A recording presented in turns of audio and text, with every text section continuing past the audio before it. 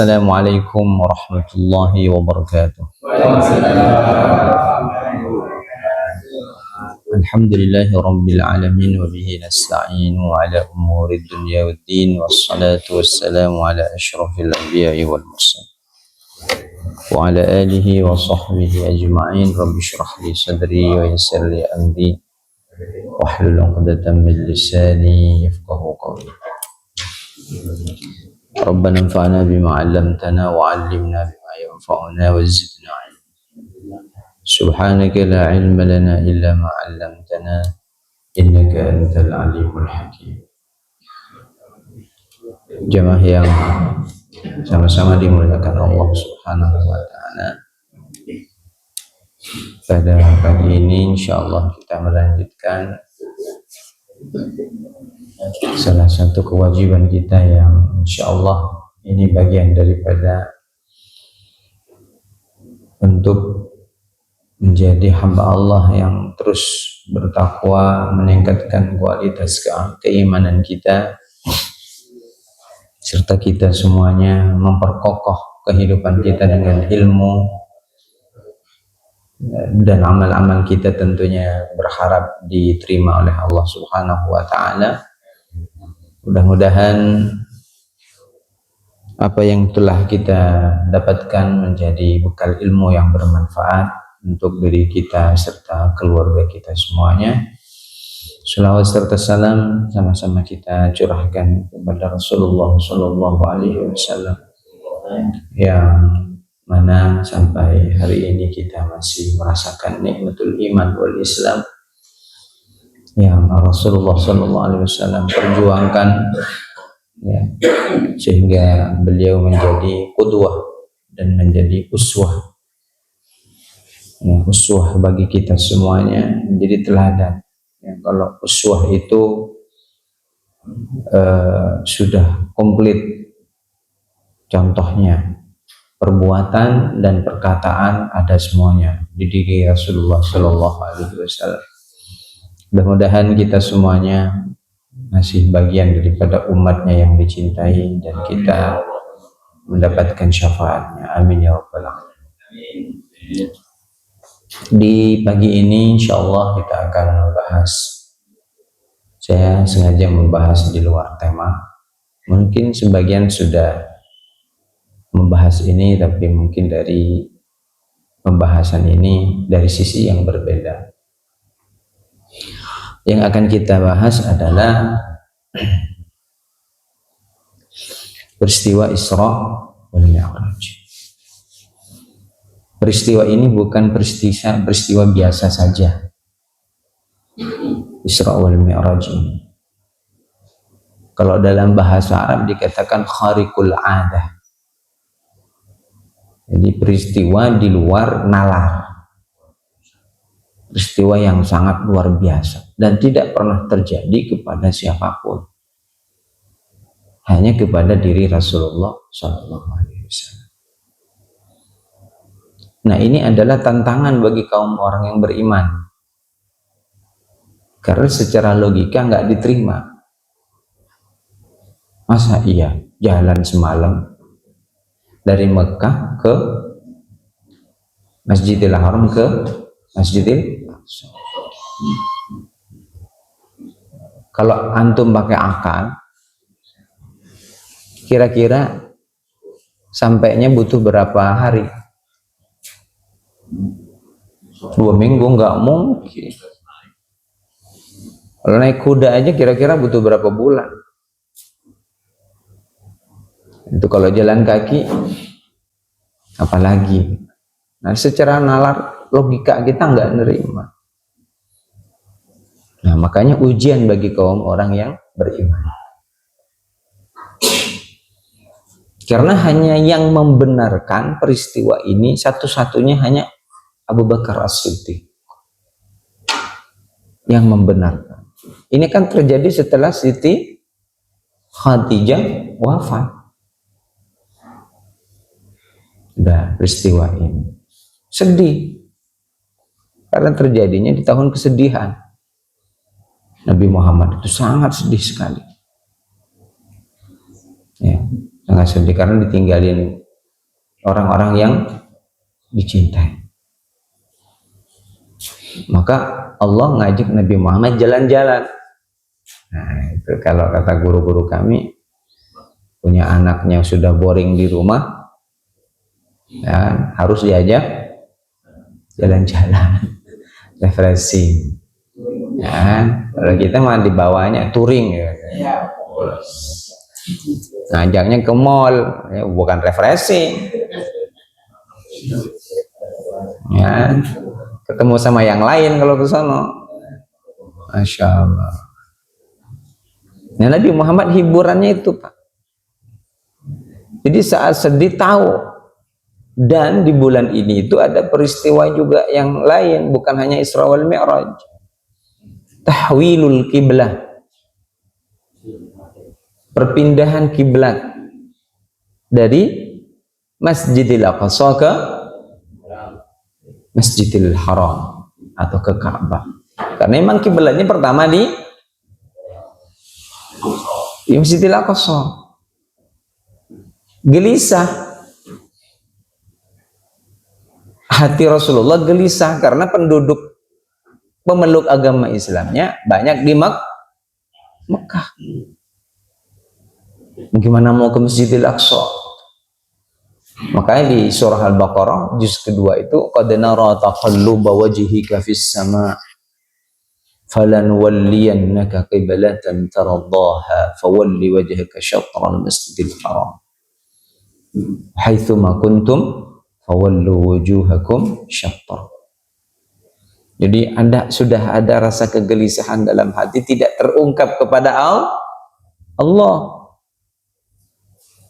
Yang dipikirkan bukan diri Nabi Muhammad, yang dipikirkan adalah umatnya agar mudah gitu.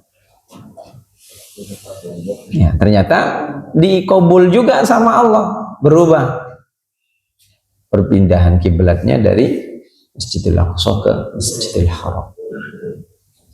Maka peristiwa Isra wal Mi'raj, bapak-bapak jamaah yang dimuliakan Allah, jangan anggap biasa. Jangan anggap biasa. Ini peristiwa yang sangat istimewa sekali. Ya, kalau antum mau cari siapa sampai hari ini bisa nembus langit, ada yang bisa nembus langit? Nggak bisa. Ada malaikat yang jaga di situ. Ada sampai hari ini. Yang ditembus sampai langit 7. Bagaimana lapisan-lapisannya itu? Ya Allah. Makanya secara logika nggak nerima. Hanya orang yang beriman yang nerima ini. Makanya kalau orang beriman dapat kisah ini, nggak bertambah imannya, berarti imannya iman yang KW. Itu. Karena peristiwa ini Allah tunjukkan. Perhatikan kalimatnya kalau dalam surah Al-Isra itu. Di akhirnya, linuriyahu min ayatina. Tujuannya peristiwa ini terjadi, tujuan adalah untuk memperlihatkan bahwa Allah itu maha kuasa. Linuriyahu min ayatina. Nah, kalau dalam ilmu tafsir, Allah kalau udah menyebut ayat, itu sudah jelas bahwa selain Allah tidak bisa melakukan hal itu. Menunjukkan kebesaran Allah Subhanahu wa ta'ala. Wa min ayatihi an khalaqalakum min anfusikum azwaja. Gitu. Banyak tentang ayat-ayat Allah Subhanahu wa ta'ala. Begitu Bapak-bapak. Nah, peristiwa Isra wal Mi'raj ini adalah ujian bagi orang-orang yang beriman agar imannya meningkat.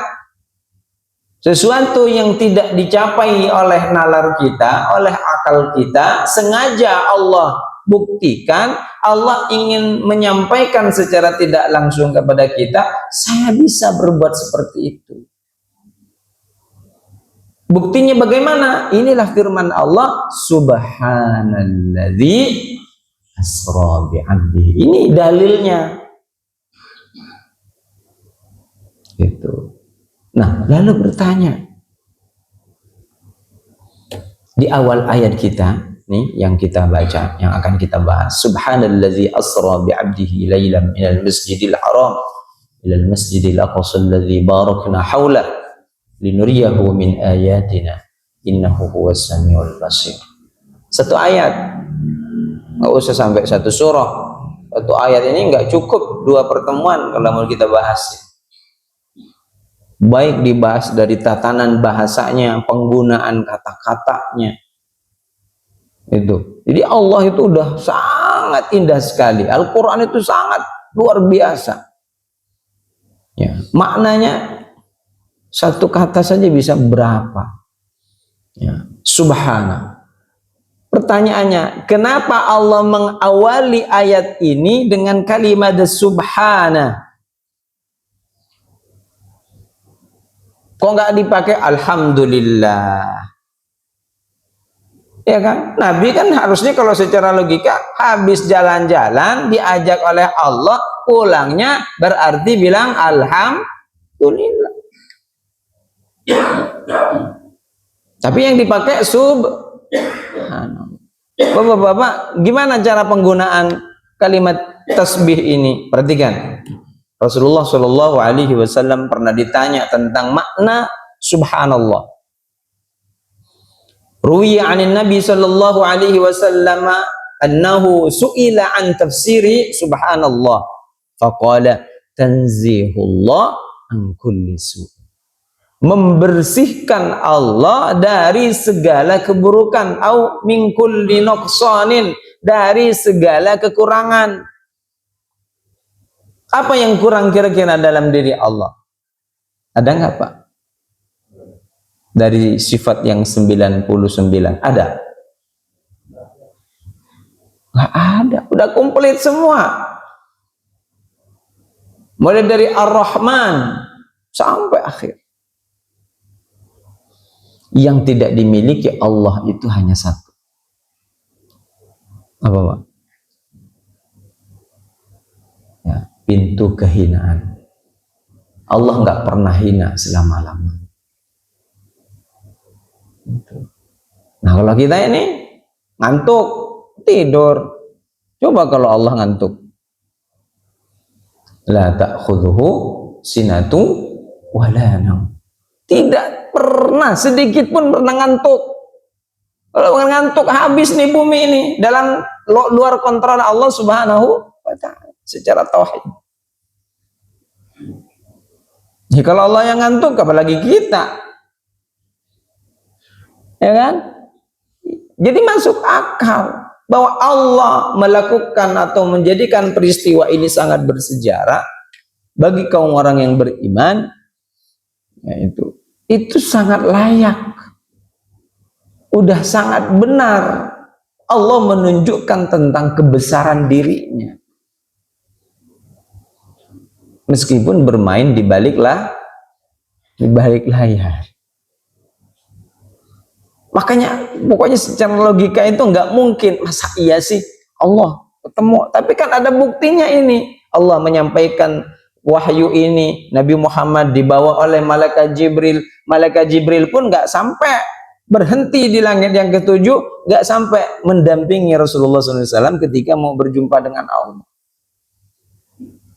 Ya Allah, bayangkan Pak, kalau seandainya wajahnya Allah ditampakkan hari ini, bisa hancur. Quran aja nih, Quran aja. Seandainya yang menerima di luar orang, di luar manusia, itu akan hancur semuanya. Perhatikan di surah Al-Hashr itu. Walau anzalna hadzal Qur'ana ala jabalin. Seandainya saya turunkan Quran ini kepada gunung, la ra'aitahu khashi'an mutasaddian min khasyatillah. Gunung itu akan hancur disebabkan mereka takut kepada Allah Subhanahu wa ta'ala. Nah, kita nggak ada takutnya sama Allah. Ya Pak. Ya Allah, ya Allah. Maka tasbih dipakai oleh Rasulullah SAW membersihkan Allah dari segala kekurangan. Maha suci Allah Subhanahu wa ta'ala. Terus apa dan kapan digunakan kalimat tasbih? Habis sholat subhanallah berapa kali? 33. Iya. Dan ini luar biasa kalimat tasbih ini dipakai oleh Allah Subhanahu wa ta'ala. Ya, kalau dalam literatur bacaan-bacaannya ini adalah salah satu kesimpulannya seperti ya. Ini masih bisa kelihatan? Nah, kalau nggak kelihatan paksa lihat aja. Ya. Ya, masih jelas alhamdulillah. Warna merah lebih jelas lagi.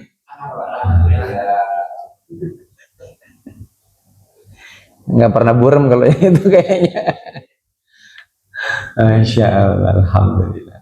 Nah ini kalimat subhanallah digunakan ketika melihat sesuatu yang menakjubkan kepada kita.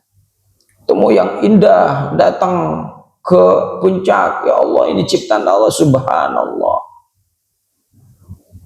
Itu menandakan bahwa kita ini nggak mampu melakukan hal itu. Makanya yang dipakai ketika di awal ayat surat Isra itu pakai subhanallah. Maha suci Allah. Nabi Muhammad pun nggak kejangkau akalnya, nggak mungkin secara logika saya itu nyampe ke sana ngep-ngepan. Butuh oksigen berapa, Pak? Secara normal. Tapi kan ini di luar yang normal. Ya namanya Allah, idza arada syai'an ayyaqula lahu kun fayakun. Bahkan api jadi dingin. Kunu bardau wa salaman ala Ibrahim. Bisa jadi dingin. Udah dibakar Nabi Ibrahim, ternyata apinya jadi dingin. Emang nggak ada enak, Pak. Berjuang kebenaran itu nggak ada yang enak. Selalu diintimidasi, dihukum.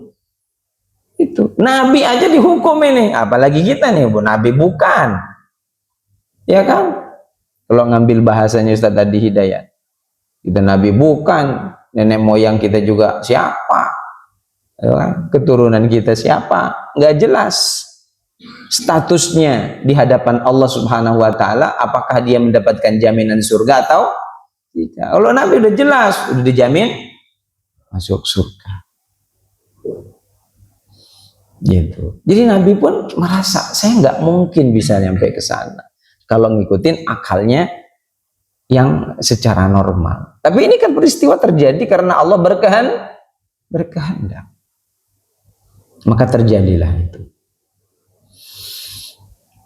Sehingga kita ketemu di surah Ali Imran, di akhir surah itu, Rabbana ma khalaqta hadza subhanaka faqina azabannar. Ya Allah, wahai Tuhan kami, apa yang Kau ciptakan ini tidak ada yang sia-sia. Maha suci Engkau ya Allah. Maha suci Engkau ya Allah. Masya Allah. Terus kemudian perhatikan nih. Falaula annahu kana minal musabbihin. Peristiwa ini terjadi kepada Nabi Yunus. Bagaimana coba seandainya Nabi Yunus tidak bertasbih kepada Allah, nggak keluar dari mana? Dari perut ikan. Nggak bakalan keluar. Apa yang dibaca oleh Nabi Yunus? La ilaha illa anta subhanaka inni kuntu. Ngaku. Kalimat tasbih di situ. Ada penyesalan. Makanya semakin dekat kepada Allah itu semakin terurai masalah-masalah kita. Yakin dan seyakin-yakinnya. Kalau pengen bebas dari godaan, enggak usah hidup. Kalau ingin bebas dari masalah, nggak usah hidup. Memang hidup ini penuh dengan masalah. Tinggal bagaimana kita menyikapi masalah. Itu memang tantangannya. Tantangannya bagi kita kaum orang yang beriman. Maka subhanallah, sampai Nabi Yunus bisa keluar dari perut ikan. Gimana cara keluarnya, Pak? Udah di dalam, Pak. Antum aja nggak usah di perut ikan. Ya, tenggelam, nggak usah di perut ikan. Emang udah di perut ikan, tenggelam di kolam renang, ngep-ngepan di situ. Masih bisa bergerak. Butuh berapa lama di situ? Kalau bukan Allah yang bisa menyelamatkannya. Ya, begitu. Subhanallah. Nah, begitu ya. Jadi saat Isra wal Mi'raj ini menggunakan di awal ayatnya, ya menandakan bahwa peristiwa Isra wal Mi'raj itu juga dikaitkan dengan kesucian Allah Subhanahu wa Ta'ala. Jadi Allah ini maha suci, bersih dari segala tuduhan-tuduhan orang kafir bahwa ini hanya cerita belaka. Dibilangnya majnun kalau cerita seperti ini. Oh, masa iya Muhammad semalaman nyampe ke mana? Langit yang ketujuh? Nggak bakalan nerima, Pak. Apa bakalan nerima? Hanya orang yang beriman yang benar-benar membenarkan peristiwa ini. Maka katanya sebagian ulama mengatakan bahwa ini adalah ujian bagi orang yang beriman. Ujian. Jadi tidak sekedar peristiwa begini, tapi kita diuji dengan keimanan kita. Benar-benar beriman atau bahkan mengingkari. Begitu. Namanya iman melihat sesuatu yang tidak nampak. Pahala kita. Jelas atau tidak pahalanya, Pak? Enggak jelas yang kita dapatkan, hanya janji dari Allah Subhanahu wa Ta'ala. Ente kalau berbuat begini nanti dapatnya begini. Kalau dapat sholat fajar, nih sholat sunnah fajar berapa? Khairun minad dunya wa ma fiha. Mana? Enggak nampak. Tapi antum ngerjain. Coba kalau enggak ada iman, katanya dapat balasan khairun minad dunya oh mafiha. Mana? Nah itu kalau kaum materialisme yang dikejar itu. Makanya kalau antum kerja dengan orang Jepang, nah kan hidupnya kan memang dunia. Mereka itu pengen hidup udah selesai, nggak kuat nyelesain masalah, bunuh diri. Itu. Saya pernah berdiskusi sama orang yang pernah kerja di sana. Nyari kesejahteraan mah di sana sejahtera. Teman juga ada yang ngambil S3 ke sana sekarang. Gitu. Jadi memang kurang, SDM-nya kurang. Karena banyak yang bunuh diri, kaya raya. Kalau malam nggak mau menikah kan, jadi malamnya nikahnya di mana? Di diskotik. Kata orang itu, saya setiap hari datang nganterin tiap malam, nganterin begituan aja. Karena mereka nggak ada keyakinan, nggak ada keyakinan seperti kita bahwa nanti ada akhirat. Udah selesai mas, selesai hidup, udah begini, gitu. Lebih disiplin, konsep agama kita dipakai oleh mereka. Surah Al-Asr dipakai sama mereka tuh. Disiplin, mereka disiplin waktu, kan? Bahkan di sana mah kalau di tol nggak ada yang salip-salipan mobil katanya. Di sana saking disiplinnya, nggak pakai kelakson segala. Oh di sini borong pakai gitu kan, si kanan kiri habis gitu. Makanya ketika nyampe ke sini ceritanya kita kaget, kok bisa begini? Kok nyalip kiri, nyalip kanan katanya. Pokoknya luar biasa. Indonesia itu memang lengkap kalau di Indonesia. Ya, makanya kata orang Arab Indonesia itu surga dunia. Makanya serba ada. yang nggak ada menurut mereka di Indonesia ada. Jadi salah satu lebihnya Indonesia begitu, ya, semuanya ada. Subhanallah. Jadi ini yang dipakai. Nah, kalimat subhanallah ini dipakai ketika kita melihat sesuatu yang menakjubkan. Saya ingin melihatkan kepada bapak-bapak ini ya, sedikit video ya.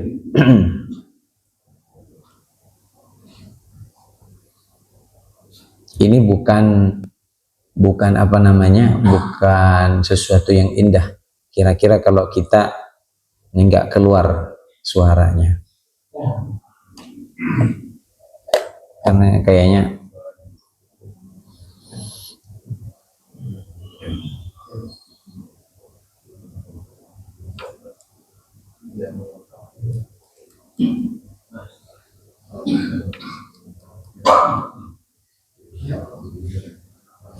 kok nggak bisa keluar. Taruh dulu. Mudah-mudahan.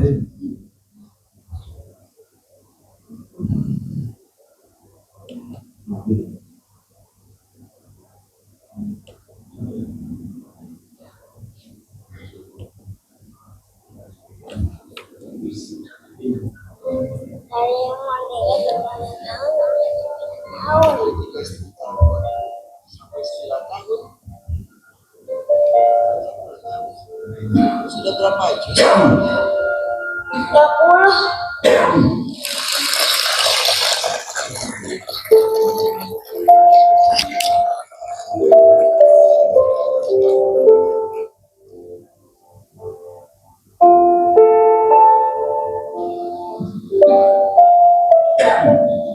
Untuk menghafal Al-Quran itu memang perlu perjuangan ya.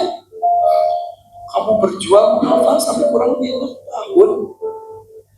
Al-Quran sudah 30 juz. Iya.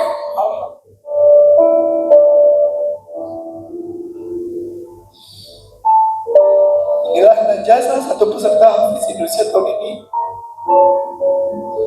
dengan hafalan 30 juz.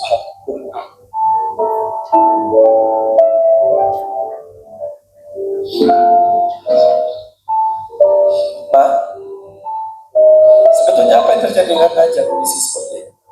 Jadi Najah ini cerebral palsy. Ya. Apa itu supaya kita tahu? Ya, cerebral palsy itu sebenarnya kalau bahasa Indonesia namanya lumpuh otak. Ya, jadi sebagian sel saraf otaknya yang mengatur motorik itu rusak. Ya, jadi semua hal yang berhubungan dengan gerakan-gerakan itu dia nggak bisa. Dan ini bisa diketahui secara dini. Agak sulit karena ini berhubungan dengan gerakan. Biasanya kalau bayi baru lahir itu kan ada gerakan-gerakan refleksnya. Misalnya dia akan seketika bisa angkat leher, kepala, bisa miring kiri, miring kanan, kurang dan lain sebagainya. Aja itu nggak bisa. Jadi dari kecil karena lahir prematur sampai umur 6 bulan dia terlentang saja.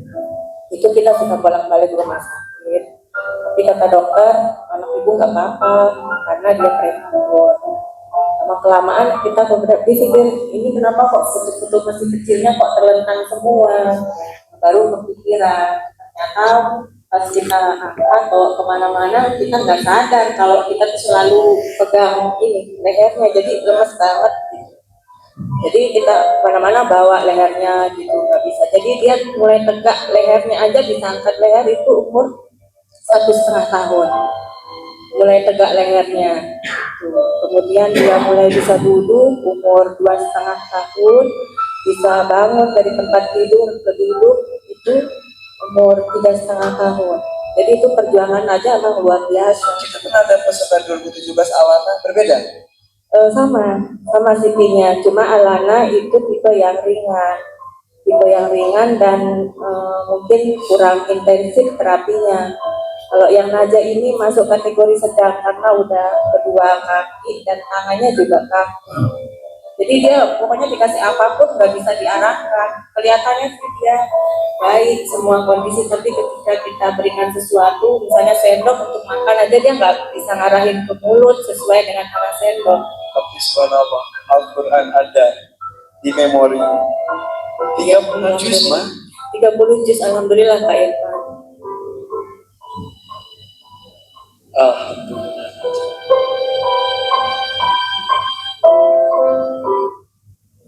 Iya, subhanallahnya dari anak ini adalah ya, kata orang tuanya tadi bahwa udah otaknya lumpuh, divonis lumpuh oleh seorang dokter. Itulah ketika Allah ingin berkata lain. Subhanallah, subhanama khalaqta hadza batila. Nggak ada yang sia-sia. Bahkan di titik akhir ibunya berjuang saat sudah meninggal, ya, dia udah dalam keadaan sakit. Si Najah ini masih disuruh berdakwah, syiar, silahkan syiarkan Al-Quran. Dan dia sedang tidak bersama ibunya, sedang ada di Riau. Dia pulang, langsung pulang, dan dialah yang menjadi imamnya. Subhanallah. Bayangkan nanti anak kita, ya, yang mendoakan kita. Tidak perlu kita mencari orang lain untuk mendoakan kita. Inilah kenapa kita harus terus mendidik anak kita itu dengan agama. Ajarkan mereka tentang doa-doa. Kapan nak kamu harus mendoakan? Kapan kamu harus memimpin ibadah untuk orang tua? Ini yang kita harapkan adalah anak-anak kita nggak ada, tetap terjaga. Subhanallah, Allah subhanahu wa ta'ala ciptakan Najah ini menurut kita kurang. Ternyata yang kurang kita. Kurang kita mau. Kalau ditanya syukur, mana syukur? Kalau disuruh baca Quran, mana baca Qurannya? Sibuk terus Pak kita. Kalau ditanya nggak sempat, sibuk terus. Kerjaannya numpuk. Berangkat sunyi, datang sunyi. Nggak sempat baca Quran. Kalau seandainya nggak ada sholat 5 waktu, mungkin nggak bakalan ketemu sama Allah. Mungkin itu. Untungnya masih ada sholat 5 waktu. Masih ada interaksi di situ. Ini sekarang udah gede orangnya. Udah selesai SMP. Mungkin sekarang udah masuk SMA. Masya Allah. Ini luar biasa. Kalimat tasbih digunakan, inilah salah satu contohnya. Yang nggak mungkin. Dokter aja yang memang ahlinya nggak memungkinkan ini bisa apa-apa. Tapi ternyata dijawab oleh Allah. Itulah tuduhan manusia kadang yang tidak benar sama Allah. Saya sih nyiptain begini, apa sih fungsinya? Kadang kan orang bertanya seperti itu. Kalau orang beriman nggak ada. Nah, orang tuanya ini bagian daripada orang yang luar biasa keimanannya. Karena dia hafal Quran bukan di tangan orang lain. Dia ada di pangkuan ibunya menghafal Al-Quran.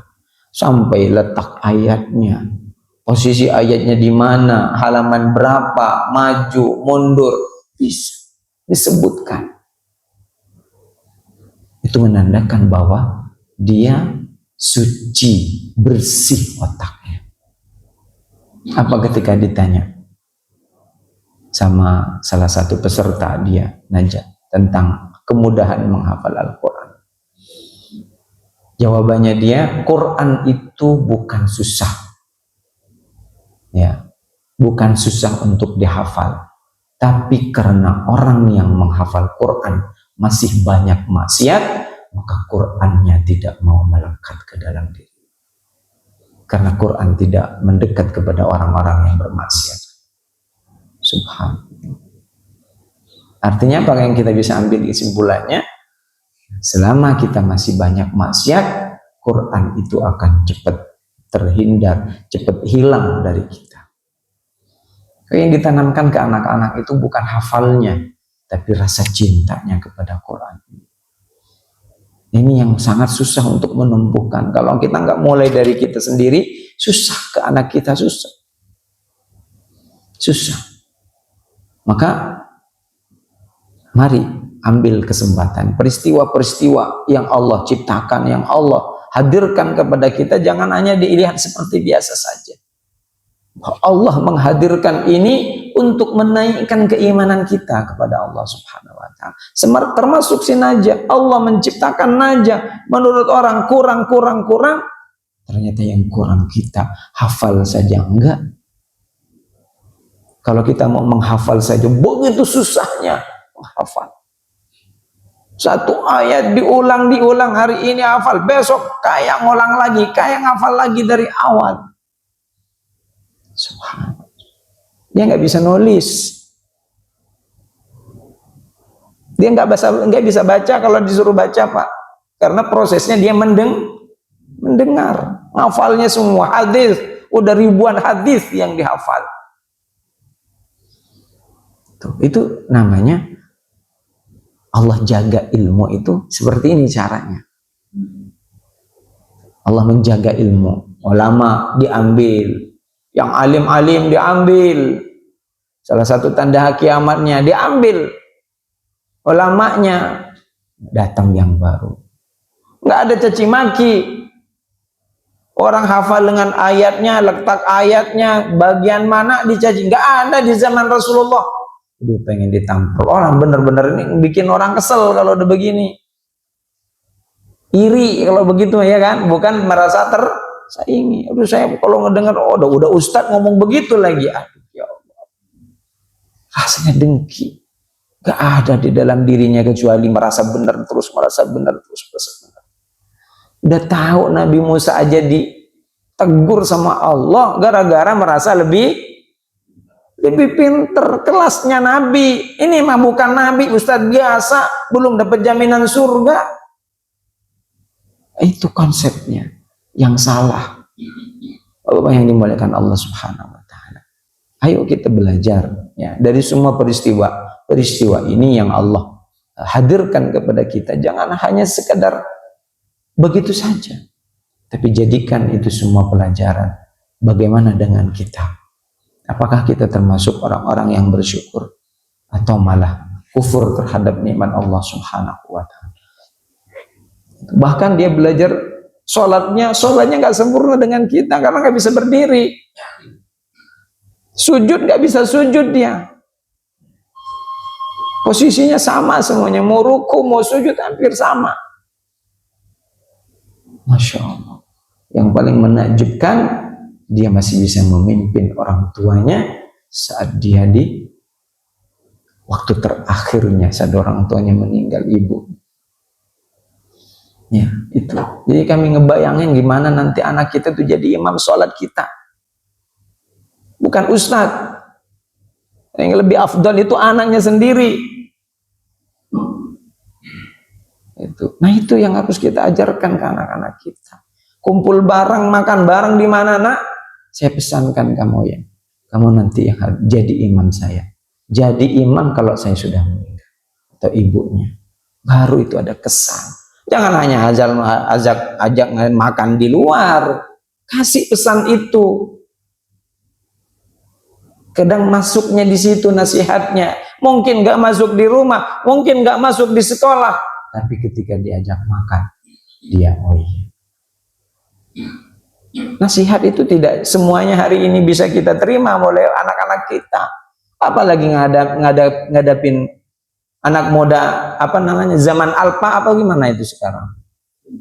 Gen Z. Oh, memang kalau saya bukan Gen Z. Gen Z itu mah. Iya. Memang beda Pak ngadepin. Serba susah sekarang. Ngomong begini, aduh. Apalagi ada AI segala. Udah gurunya seakan-akan nggak berguna. Jadi belajar udah enteng banget, makanya banyak yang nggak hormat guru sekarang. Hilang. Keimanan sudah mulai sangat berkurang. Itulah mungkin yang kata Rasulullah SAW di akhir zaman memang begitu. Ya. Semakin berkembang terus dan berkembang terus. Maka berikan pesan kepada anak-anak kita. Seperti itu nanti. Ya. Ajak makan boleh. Sekali-kali keluar diajak makan. Tapi jangan lupa di situ ada nasihat. Mau di dalam perjalanan menuju tempat yang dituju, di dalam kendaraan kalau bapak-bapak bawa mobil sendiri, disitulah cerita. Bisa curhat-curhatan sama anak di situ. Karena sedang ingin bahagia, didengar orang tua. Gitu. Begitu juga ibu-ibu. Sama, pesankan. Terutama anak laki-laki, karena yang akan menjadi imam. Masya Allah. Gitu. Ini adalah yang Allah Subhanahu wa ta'ala tunjukkan kepada kita agar kita belajar, agar meningkat keimanannya, agar kita terus tanafus, bersaing dalam hal ibadah di hadapan Allah Subhanahu wa ta'ala. Nah, kemudian ayat ini dilanjutkan oleh Allah setelah subhanalladzi asra.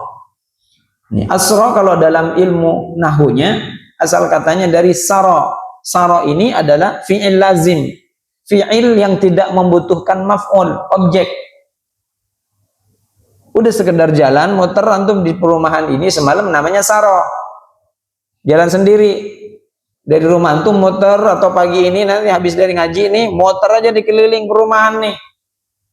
Tawaf, namanya sara. Tapi kalau sara itu berjalan di waktu malam. Tidak butuh yang ketiga, tidak butuh objek. Tapi kalau asra butuh objek. Makanya di tempat Allah memilih kalimatnya asra, yang menjalankan. Jadi Nabi nggak jalan sendiri, tapi dijalankan oleh Allah Subhanahu wa ta'ala. Disiapkan kendaraannya. Kendaraannya bukan kendaraan biasa, plat merah. Nah, kalau bahasa kitanya ini plat merah. Ada yang mengawal. Macet jadi nggak macet. Ya kan, punya pengawal sendiri. Nabi dipanggil, datang kendaraan khusus, didampingin oleh para malaikat untuk menghadap Allah Subhanahu. Allah jalankan itu. Masya Allah. Jadi itu kalimatnya kalau dalam bahasa Arab, indahnya di situ bahasa Arab. Satu kata artinya banyak. Jadi yang dijalankan adalah Nabi Muhammad sallallahu alaihi wasallam. Idza qada amran fa innama yaqulu lahu kun fayakun. Atau contoh lain Bapak-bapak. Nah, ini saya pernah membaca kisah semut yang ada di dalam mobil. Kalau bapak-bapak nih punya di rumahnya ada semut, rumahnya bapak-bapak di Jawa Timur misal gitu, pulang ke Ngawi. Kira-kira kalau semutnya jalan sendiri ke Ngawi berapa tahun, butuh berapa tahun? Bukan berapa tahun, nyampe ke sini udah pusing, nyampe mana ini kan nggak tahu arahnya. Ya kan semut, mana kakinya, ya kan? Ya Allah, butuh berapa lama sampai sana? Tapi semut dari rumah kita bisa sampai ke Ngawi karena semutnya ikut mobil. Nyampe. Kan logika seperti itu. Dia sampai bukan karena jalan, tapi dijalankan, dibawa. Maka Nabi Muhammad pun sama seperti itu. Karena Nabi Muhammad dijalankan oleh Allah sampai ke langit yang ketujuh. Itu Pak. Nah, kalau ngikutin akal-akal terus, ya itulah kegiatannya orang-orang Bani Israel. Yang hanya nggak nerima kalau nggak masuk akal. Orang beriman nggak boleh seperti ini, nggak boleh. Beriman itu harus sami'na wa ata'na. Udah cukup sampai situ, nggak usah banyak protes. Kalau sama Allah nggak boleh ada kata-kata kenapa dan bagaimana dan harus bagaimana. Nggak boleh. Udah jalanin aja yang perintah Allah. Ya kan? Suruh tidur, suruh bangun. Suruh sholat, udah itu aja. Tenang hidup kita. Demi Allah akan tenang hidupnya kalau ngikutin perintah Allah. Kita bikin gak tenang karena banyak ikut setan, bukan ikut-ikutan. Iya. bikin nggak tenang. Memang kerjanya setan bikin nggak tenang. Begitu. Nggak punya pendirian. Tetangga, habis bikin rumah, beli mobil lagi baru nih. Dia tersaingi. Padahal kemampuannya nggak sama dengan tetangga. Kredit. Nggak bisa bayar bulanan. Habis rumah habis, mobil habis. Itu manusia tuh. Makanya kalau ngikutin Allah, insya Allah tenang hidup kita, insya Allah. Jadi yang dijalankan siapa? Bi'abdihi. Kok nggak disebut Nabi Muhammad? Kok disebutnya Abdun di sini? Kan namanya Nabi Muhammad. Kan ada pertanyaan. Ini dari segi kalimatnya nih, dari segi penggunaan kata. Ini maf'ulnya nih, objeknya yang dijadikan objek oleh Allah. Abdun. Yang menjalankan adalah siapa? Allah. Asra. Nah, Allah tidak menggunakan kata binabihi atau birusulihi atau gelar lainnya. Ini menunjukkan bahwa saat seorang hamba dekat sama Tuhannya dan menundukkan diri di hadapannya, maka dia akan diajak dekat dan naik derajatnya. Punya kesempatan yang sama. Kemudian dengan kata bi'abdihi juga mengindikasikan bahwa kedekatan seorang hamba kepada Allah bisa diraih oleh siapa saja. Jadi kalau Nabi doang, berarti Nabi dong yang paling dekat, yang bisa hanya sholatnya khusyuk hanya Nabi. Apakah iya? Ada sahabat-sahabat yang lain kalau lagi sholat khusyuknya, ibadahnya, ya kan? Umar bin Khattab minta disuruh cabut itu busur panah itu. Kapan? Dimintanya ketika dia sholat biar nggak terasa katanya. Kalau kita boro-boro pusing ke rumah sakit, dia mintanya pas lagi sholat. Kita nggak usah pakai begituan. Bawa ini aja, kalau di masjidnya rawan, itu kan mikirnya banyak, Mbak. Ya Allah, jangan-jangan sandal saya masih baru beli, jangan-jangan ada yang ngambil nanti. Punya saya udah gede sebelah, masih dibawa orang. Padahal itu udah sandal lama. Nggak kepikiran dibawa orang, tapi dibawa orang. Udah gede sebelah. Nah, kalau sandal kayu itu, baru tuh. Nggak ada yang pernah bawa tuh yang sandal kayu itu. Ya kan? Pusing saya bawa sandal saya ke rumah, siapa yang mau pakai gitu kan? Itu aman kalau bawa sandal kayu. Jadi Masya Allah. Jadi punya kesempatan yang sama untuk mendekatkan diri kepada Allah Subhanahu wa Ta'ala. Jadi bapak-bapak punya kesempatan. Rasakan ketika bapak-bapak jamaah beribadah dalam keadaan khusyuk, itu nikmatnya luar biasa. Sangat luar biasa kenikmatannya yang kita rasakan. Masya Allah. Makanya Rasulullah SAW bersabda, as-salatu mi'rajur ruh.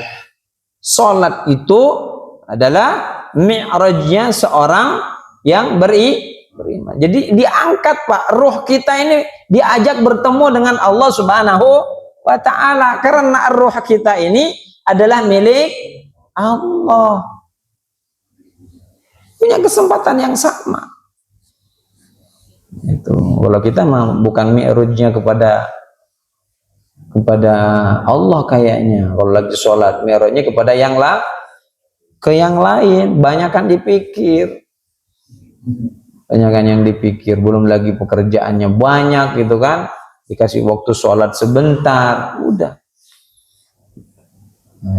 Tapi kalau pakai dalil daripada ya daripada.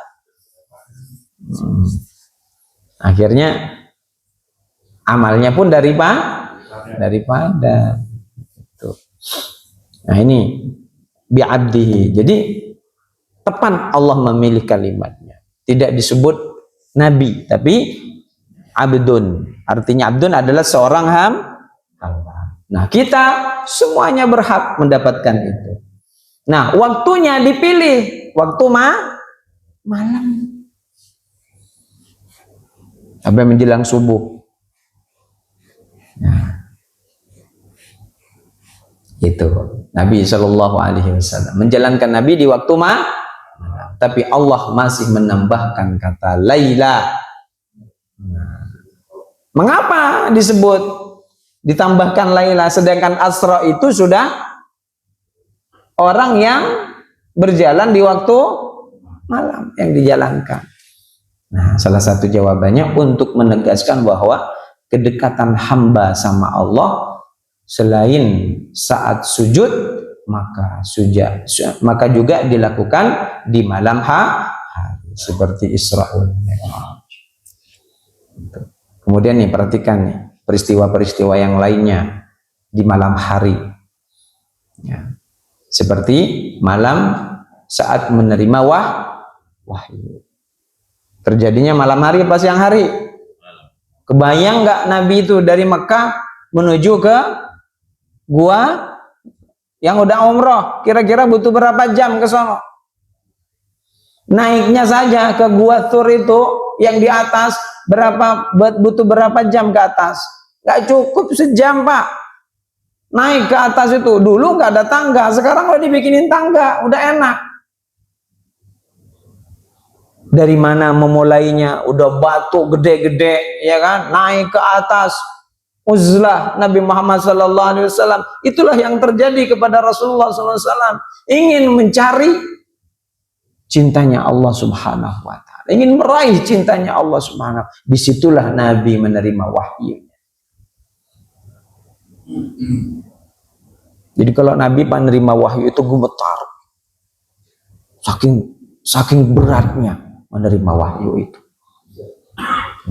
Maka ada salah satu orang non muslim kalau kata orang Indonesia itu kan orang kafir lah pada waktu itu, bertanya, atau orang Nasrani ingin bertanya kepada Rasulullah, ayo dong kita bertanya kepada orang itu tentang roh di mana, itu kan, karena mereka tahu bahwa di akhir zaman akan ada namanya Muhammad atau Ahmad. Kata yang lain, jangan, nggak usah. Nanti kan kalau ketahuan dia benar kan berarti benar bahwa dia nabi, kata yang lain. Tapi ada yang kekeh, pokoknya saya harus nanya. Nah disitulah turun sebab-sebabnya turun tentang roh. Qulir ruhu min amri rabbi. Katakan Muhammad, urusan roh itu adalah urusan saya. Nabi Muhammad ketika itu nerima ayat ini gemeteran. Sama Abdullah bin Mas'ud, dia ditutup karena tahu bahwa Nabi Muhammad sedang menerima wahyu. Gemeter Nabi Muhammad SAW. Karena Rasulullah nggak tahu yang dijawab, yang ditanya orang kafir tadi, nggak tahu jauhnya kayak gimana. Nah, kalau Nabi nggak tahu langsung minta sama Allah. Gitu. Akhirnya turunlah wahyu itu, disampaikan oleh Nabi Muhammad, urusan roh adalah urusan Allah Subhanahu wa Ta'ala. Itu. Nah, itu terjadi di waktu malam. Perintah sholat tahajud, qumil laila wa minal laili fatahajjad bihi nafilatan laka asa ayyab'atsaka rabbuka maqaman. Di antara malam fatahajjad bih, maka bertahajudlah kalian, asa ayyab'atsaka rabbuka maqaman mahmuda. Mudah-mudahan siapa tahu nanti kamu akan dibangkitkan oleh Allah dalam keadaan yang terpuji. Maqaman mahmuda, dibangkitkan oleh Allah Subhanahu wa Ta'ala, dibangunkan, dikasih tempat yang mulia di hadapan Allah Subhanahu wa Ta'ala. Itu makanya Nabi mau berdakwah, ya, di surah Al-Muzammil, qumil laila illa qalila nisfahu aw inqus minhu qalila aw zid alaihi warattilil qur'ana tartila. Muhammad, bangun salat malam ya ayyuhal muzammil, yang berselimut. Tujuannya kepada Nabi Muhammad sama dengan kita. Kalau kita ingin punya urusan, ingin berdakwah, ingin bekerja, jangan putus qiyamul lail. Bangun di tengah malam. Nah, Nabi mah kalau sholat, kadang Nabi sholat 5 rakaat Pak. Apakah itu sholat witir semua atau ada sholat tahajudnya? Tapi yang jelas Rasulullah nggak pernah ninggalin sholat witir. Ya, kalau 5 rakaat berarti kira-kira menurut Bapak-bapak witir atau sholat tahajud? Witir. Bisa saja Nabi SAW 2 rakaat tahajud, 3 rakaat witir. Atau bisa 4 rakaat tahajud, 1 rakaat witir. Bisa. Yang penting ganjil. Nggak tahu, nggak ngasih tahu Nabi, cuman ngasih tahu sholat witir itu paling sedikit berapa? 1, nggak ada setengah, udah 1, kata Rasulullah SAW. Sholatnya dari kapan? Bukan dari habis isya, tidur juga Nabi Muhammad SAW sama, tapi bangun sebentar tidurnya. Mungkin dari jam 1 atau jam setengah 1 sudah mulai qiyamul lail sampai subuh. 1 rakaat berapa? 5 juz. Ya, sampai 5 juz. 1 rakaat. Masya Allah, Masya Allah. Makmumnya di belakang Hudzaifah ibnul Yaman, ya Allah, kapan Rasulullah mau sujud? Dicerita habis sholat dalam hatinya tuh. Jangan-jangan habis baca surah Al-Baqarah Nabi Muhammad disujud, berruku. Ternyata lanjut ke surah Ali Imran sampai Ali Imran selesai. Mudah-mudahan Rasulullah SAW ruku nanti selesai surah Ali Imran, lanjut ke surah An-Nisa. Kalau kita bukan ngurutuk begitu, ditinggal imamnya itu. Bodoh amat, biarin aja. Sholat imam lama banget gitu kan. Ngambek kalau kita. Tapi bukan sholat wajib lah. Ini sholat sunnah.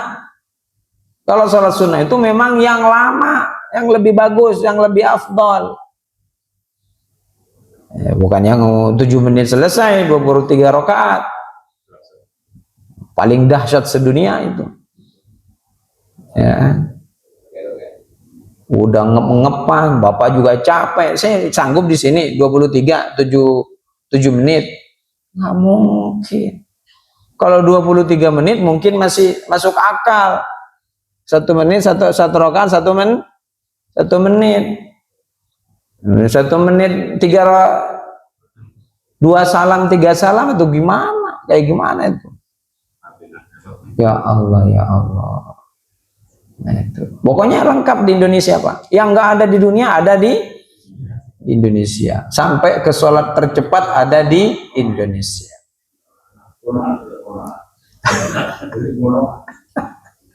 Itu subhanallah. Dan itu dikonfirmasi ke pesantren. Memang benar melakukan seperti itu. Akhirnya ditegur tuh sama MUI. Itu. Gitu kan. Ini salah satu tradisi yang nggak baik. Pembiasaan yang nggak baik kepada masyarakat. Namanya masyarakat, pengetahuan Islamnya juga begitu. Ada cuman KTP, ketemu sholat Jumat, nggak ketemu sholat Jumat, bablas. Ya kan? Rame kalau bulan Ramadan di awal 1, 2, 3. Habis itu kumat lagi, ketemu Idul Fitri pakai baju baru. Itu, mohon maaf, banyak di kita. Bukan kita melecehkan Islamnya kita. Memang kebanyakan begitu. Namanya Islam KTP. Mau dirubah, nggak ngerti. Mau dirubah untuk melakukan yang lebih baik, dikirain, wah, ini mah ajaran baru. Itu Pak di kita. Nah, maka kalau kita sudah menjadi talibul ilm harus punya konsep Rabbishrahli sadri. Oh, bapak-bapak kayak gini mah udah tebal kayak gini mah nggak apa-apa, kalau mau ditegur kayak gini udah aman, nggak ngambekan kalau udah begini mah. Ya, mau dikasih nasihat udah, emang udah bener gitu kan, nggak ngambek bapak-bapak. Jadi besok semakin semangat belajarnya. Saya nggak enak belajar sama dia, mau ditegur melulu, salah nggak ditegur gimana? Iya. Ya fungsinya guru kan membenarkan kan? Iya, tapi ada yang nggak nerima. Nggak mau lah, salah terus saya. Belajar Quran kalau si Ustadz Fulan tuh salah bener, nggak pernah benar terus, susah saya. Udah dia ngambek, nggak jadi. Gitu. Maka tahajud. Ya. Perintah qiyamul lail, ya, bertakbir di malam Id juga sama di malam akhir, di malam hari. Ada 10 hari terakhir di bulan Ramadan, itu juga bagian daripada keistimewaan karena ada Lailatul. Nah, dari mana Nabi Muhammad SAW memulai Isra itu? Dari Masjidil Haram. Karena posisi Nabi ada di Mekah, di sekitar Masjidil Haram. Menuju dari Mekah. Allah, ya, menyuruh, mengenalkan. Allah ingin mengenalkan kepada kita, dipilih dari Masjidil Haram. Salah satu jawabannya, Allah ingin mengenalkan kepada kita tentang asal muasal manusia, ya, asal muasal manusia, tentang para nabi semuanya terjadi peristiwa di Mekah, berakhir di Mekah. Yang kita ketahui Nabi Adam, Nabi Ibrahim dan seterusnya. Dan Ka'bah itu diperbaharui terus Pak.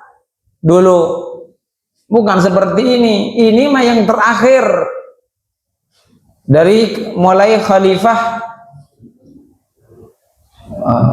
siapa Marwan kalau nggak salah. Itu dulu terjadi perubahan terus. Dulu pintu Ka'bah itu 2, ada pintu masuk, ada pintu keluar. Dulu kecil Pak, pintu itu rata dengan tanah, pintu Ka'bahnya. Kalau sekarang kan tinggi kan? Nah, dulu kan masih sepi, sekarang rebutan. Ya, sekarang rebutan. Mau nyium ajar Rasul sekarang harus bayar katanya. Calonnya orang Madura lagi, aduh. Bikin saya gerget, ditawarin. Mau nggak katanya kan? Saya kira bukan orang Madura kali. Udah langsung keluar senjatanya kan, nggak jadi, dia nggak jadi nawarin lagi. Dikawal. Masya Allah, Masya Allah. Emang begitu. Udah saking lamanya, tahu celahnya, sampai mungkin askar-akar semuanya di situ udah nggak apa-apa loh, gitu kan mungkin. Itu saking tiap hari ketemu mungkin. Masya Allah, luar biasa. Lengkap orang Madura mah di sana, Masya Allah. Jabodetabek dijajah, ya, dijajah sama warung Madura. Alhamdulillah.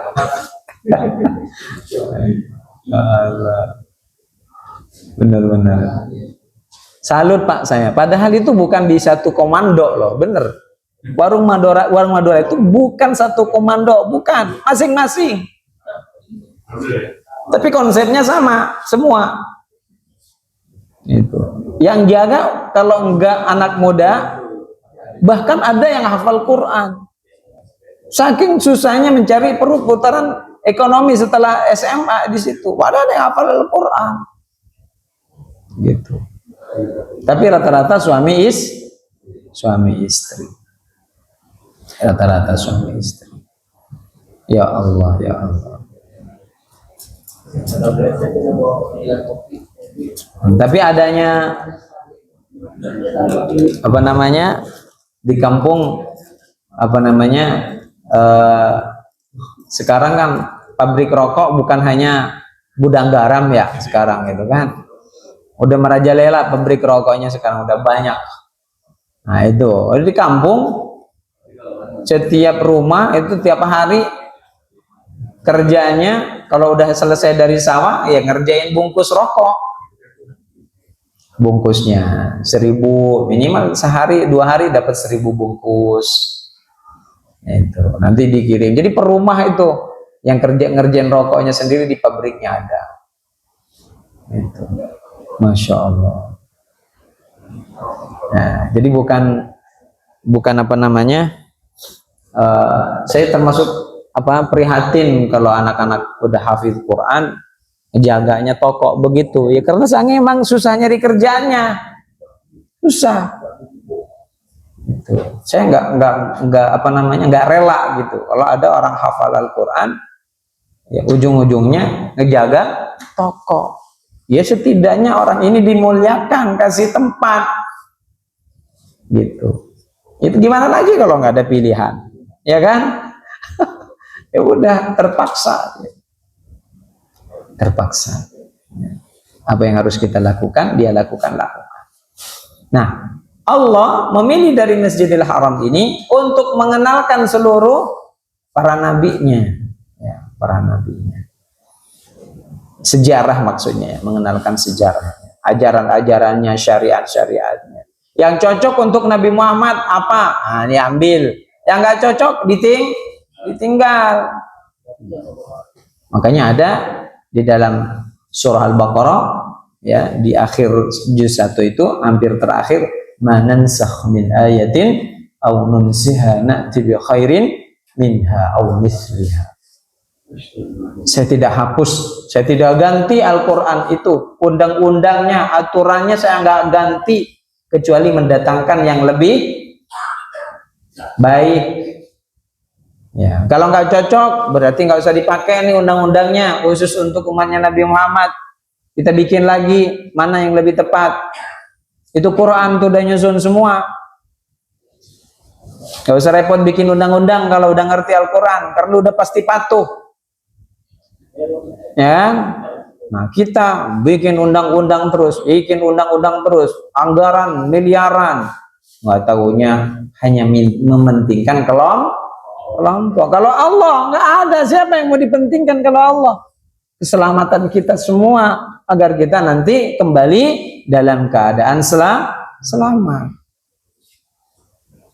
Masjidil Haram, tanah haram, tanah yang suci sejak Nabi Ibrahim alaihissalam.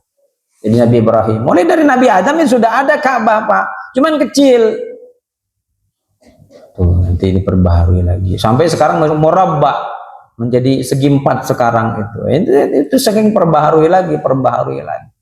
Mulai dari Nabi Ibrahim, mulai di Nabi Ibrahim itu nggak selesai dikerjakan. Ya, dikerjakan perbaikannya di zaman Nabi Muhammad pun belum selesai pengerjaannya. Jadi mulai dari zaman Nabi Muhammad ya modelnya bukan begitu. Setelahnya nanti ada Zubair, Abdullah bin Zubair, dia juga dulu yang memperbaiki, menyempurnakan Ka'bah itu. Jadi bentuknya Ka'bah aslinya awalnya bukan seperti itu. Masya Allah, dijaga lagi, diperbaiki lagi. Nah, karena sekarang dijaga seperti itu, nggak dirubah-rubah lagi, takut jadi fitnah. Ya, bisa jadi nanti kalau negara Raja Arabnya bisa dibeli, ya bisa diganti, ya kan? Jadi fitnah banget.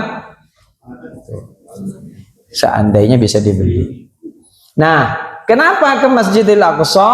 Karena tidak ada masjid lain yang akan dituju oleh Rasulullah. Dan jauh, makna Aqsa itu artinya jauh. Ya. Masjid kedua, Masjidil Aqsa ini masjid yang kedua dari setelah Masjidil Haram. menjadi masjid yang istimewa juga, masjid yang bersejarah. Karena setelah Rasulullah SAW nyampe ke Masjidil Aqsa, dari buruk itu turun dari kendaraan buruk masuk ke dalam masjid, ternyata sudah ditunggu oleh seluruh para nabi, baik nabi yang kita kenal atau yang tidak mengenal. Penuh di masjid itu. Ternyata Nabi Muhammad SAW ditunggu untuk mengimami sholat. Ya Allah, betapa mulianya. Jadi sekaligus Allah ingin mengatakan, ingin mengenalkan, ini Muhammad yang kalian tunggu dari kita. Itu salah satunya kelebihan Nabi Muhammad berjumpa dengan seluruh para nabi. Nabi Musa, Nabi Isa, mulai Nabi Ibrahim, Nabi Adam sekalipun itu sudah tahu bahwa akhir zaman nanti akan ada Muhammad. Makanya dalam saat Siti Aminah mengandung Nabi Muhammad di bulan pertama, yang datang pertama itu adalah Nabi Adam alaihissalam. Mengucapin selamat sama siapa? Siti Aminah. Selamat wahai engkau Aminah. Kenapa? Karena engkau telah mengandung Nabiul Bashar, adalah mengandung nabinya para nabi. Ucapan selamat. Sehingga Siti Aminah dalam kisahnya sampai detik akhir melahirkan Rasulullah, dia tidak pernah merasakan ada kesulitan, bahagia terus, rasa sakitnya ditutupi dengan kebahagiaan. Kenapa? Karena dihibur terus. Ditinggal suaminya, Abdul dihibur. Gitu. Pokoknya seru kalau baca kisahnya, tapi udah jam 6 lewat. Udah hujan katanya. Jadi karena hujan nih ceritanya. Ya hujan saya nggak bisa pulang juga. Masya Allah. Nah di sekitar Masjidil Aqsa itu diberkahi oleh Allah, tumbuh-tumbuhan, buah-buahan, air melimpah di sana. Yang diberkahi di Masjidil Aqsa. Makanya keberkahan-keberkahan yang ada di Masjidil Haram atau Masjidil Aqsa ini sampai hari ini kita merasakan. Kalau terutama kaum muslimin ya yang ada di sana sangat merasakan. Apalagi di Mekah. Nggak usah penghasilan yang lain, cukup pengunjung haji dan umroh udah itu mah kaya raya itu udah. Ya kan? Makanya bangga mereka itu, susah miskin kalau mereka. Kenapa? Karena pengunjungnya selalu ada tiap hari sampai nanti penghujungnya kiamat. Gitu. Makanya bersyukur jadi pemimpin Arab itu enggak adil, itu zalim, itu enggak tahu diri sama Nabi Muhammad itu. Itu. Ya Allah. Kalau ulama yang lurus nih mau kritik pemerintah di sana langsung ditangkap habis khutbah, masuk ke penjara. Itu salah satu kurangnya kalau di Saudi. Karena takut bikin perpecahan katanya. Dan seterusnya. Itu. Jadi kalau ulama nggak boleh ngomong politik. Nah, ustadz nggak boleh ngomong politik. Terus yang boleh siapa? Iya kan? Enak bener, lu aja. Artinya kita dikibulin terus. Akhirnya begini kan? Mau ngapain? Susah. Yang megang kebijakannya, ya orang begitu. Jangan alergi kalau ngomong politik. Kita punya hak semua. Karena Nabi itu adalah politikus terbaik sedunia. Nabi. Siapa yang bilang Nabi nggak berpolitik? Sama berpolitik, cuman Nabi jujur, nggak ingkar janji. Yang ada melekat dalam diri Rasulullah, shadiqul wa'dil amin. Dipercaya, nggak main-main. Itu kalau Nabi. Lalu kita mau pilpres datang, antum dikasih sirup, udah berubah. Tahu sirup? siraman rupiah.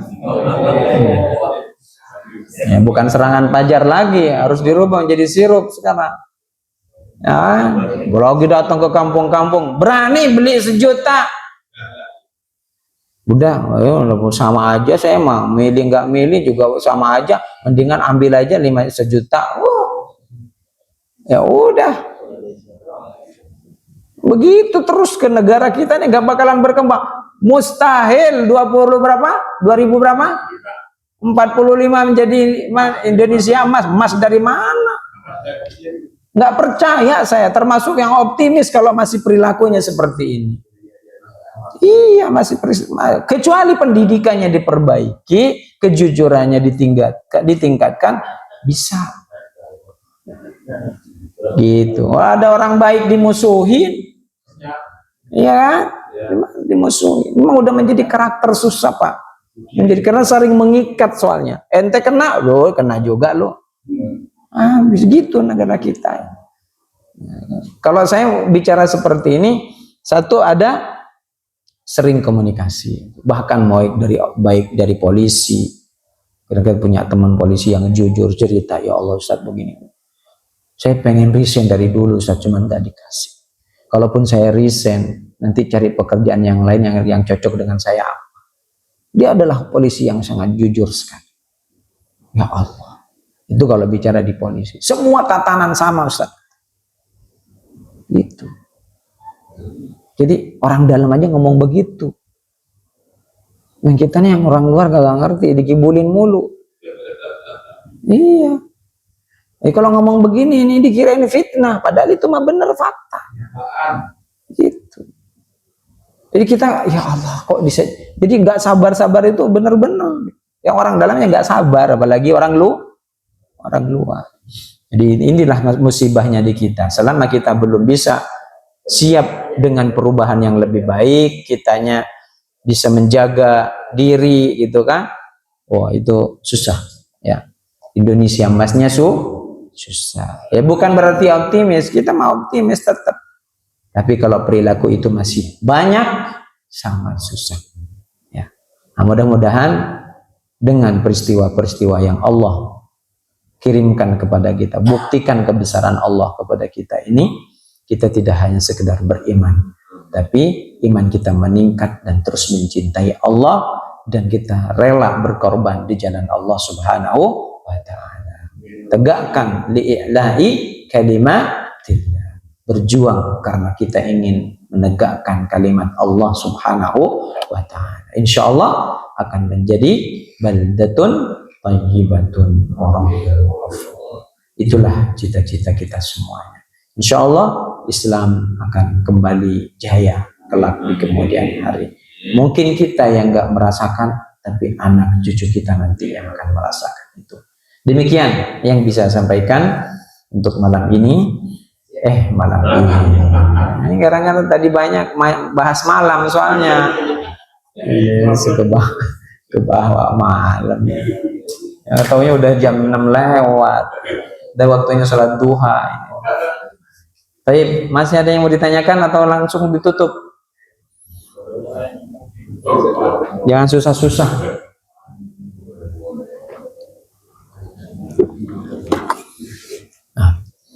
Oh ya, silakan. Di ayat pertama kenapa?